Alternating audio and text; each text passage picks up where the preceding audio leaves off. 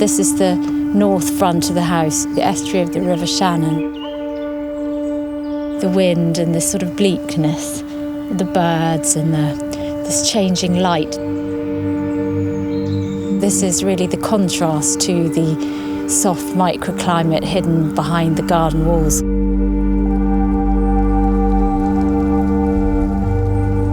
As we grew up here, we spent all our time out in the garden.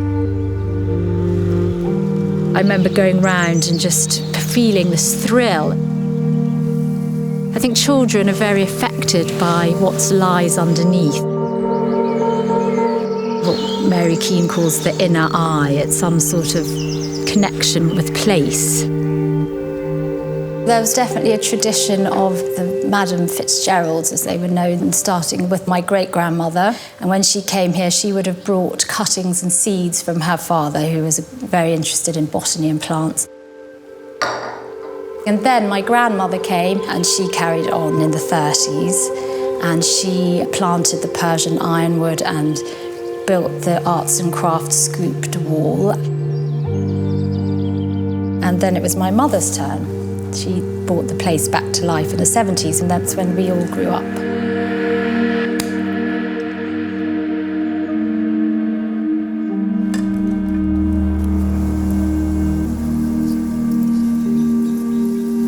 The kitchen garden, as you see it today, it's laid out exactly as it was years and years ago, but it had fallen into disrepair. Your mum decided that we'd restore the garden, so we got in a tractor and we ploughed it all up and set new potatoes and cucumbers, all the different vegetables, and put it all back.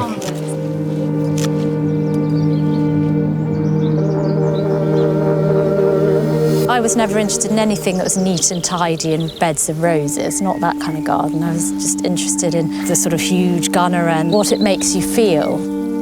Even above plants, which I'm really interested in, I'm interested in atmosphere and making people have emotions.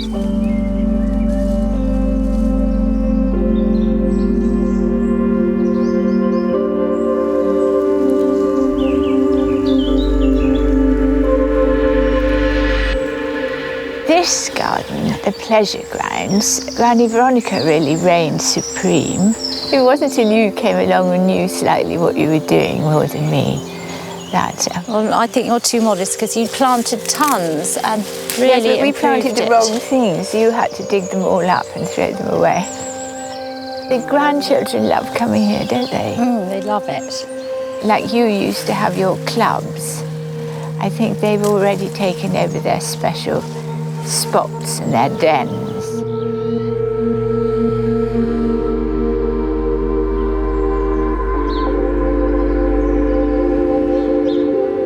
It's so precious, the garden.